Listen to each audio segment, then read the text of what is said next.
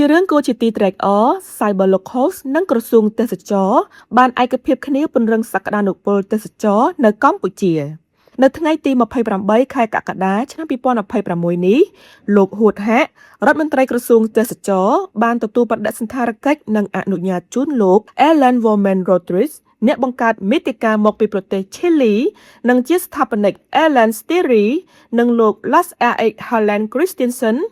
អ្នកចំនួន Novus ម្ចាស់រថយន្តនិងជាស្ថាបនិក Cyberlocals លោក Arisa Nexon Saisis អ្នកផលិតមាតិកាកេតយ៉ាលោក Joachim Serin Pekewal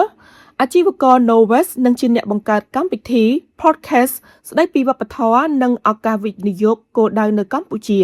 និងលោក Ilya Berezin អ្នកបង្កើតមាតិកានិងអ្នកបង្ហាញ Mode Rusi ចូលជួបសម្ដែងការគូសំនិងពិភាក្សាការងារអំពីកិច្ចសហប្រតិបត្តិការនៅក្នុងវិស័យទេសចរណ៍ដោយផ្ដោតលើការផ្សព្វផ្សាយសក្តានុពលទេសចរណ៍កម្ពុជានិងការផលិតមាតិកា Digital ដើម្បីបង្ហាញពីសភាពការពិតប្រាកដរបស់ប្រទេសកម្ពុជាទៅកាន់ទស្សនិកជនជុំវិញពិភពលោកនៅទីស្តីការក្រសួងទេសចរណ៍នៅក្នុងកិច្ចពិសេសនៃជំនួបនេះដែលលោក Ellen Women Rodriguez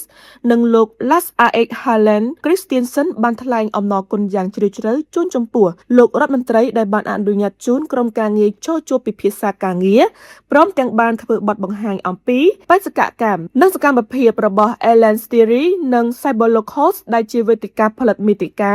និងគម្រោងធ្វើដំណើរអន្តរជាតិដ៏មានឥទ្ធិពលនៅក្នុងគោលបំណងចូលរួមផ្សព្វផ្សាយសក្តានុពលទេសចរណ៍កម្ពុជាតាមរយៈការផលិតវីដេអូនិងមាតិកា Digital ការចែករំលែកបទពិសោធន៍ធ្វើដំណើរពិតប្រាកដការផ្សព្វផ្សាយវប្បធម៌ប្រពៃណី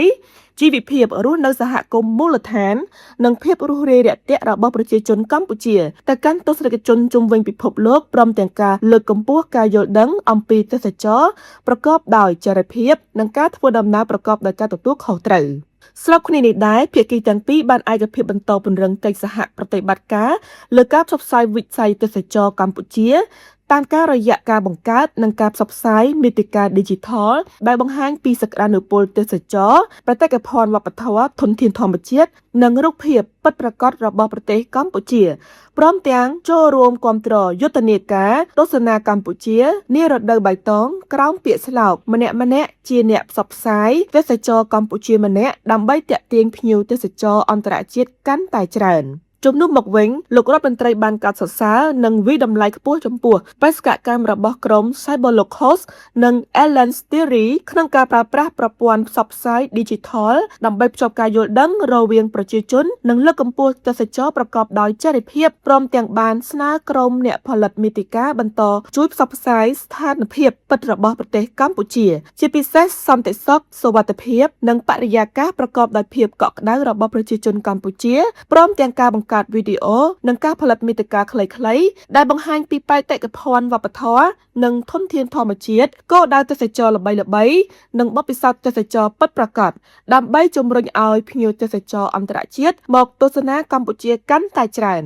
គូរំលឹកឡើងវិញផងដែរថា Cyberlocals គឺជាគម្រោងធ្វើដំណើរជុំវិញពិភពលោកដោយរថយន្តអគ្គិសនីដែលរហូតមកដល់ពេលនេះបានធ្វើដំណើរជាង100,000 គីឡូម៉ែត្រឆ្លងកាត់ប្រទេសជាង80ប្រទេសនិងកំពុងបន្តបេសកកម្មបំបែកកំណត់ត្រាពិភពលោក Guinness World Records ចំណែកEllen Steri គឺជាវេទិកាផលិតមាតិកាធ្វើដំណើរអន្តរជាតិដែលលោក Ellen បានធ្វើដំណើរទៅកាន់ប្រទេសជាង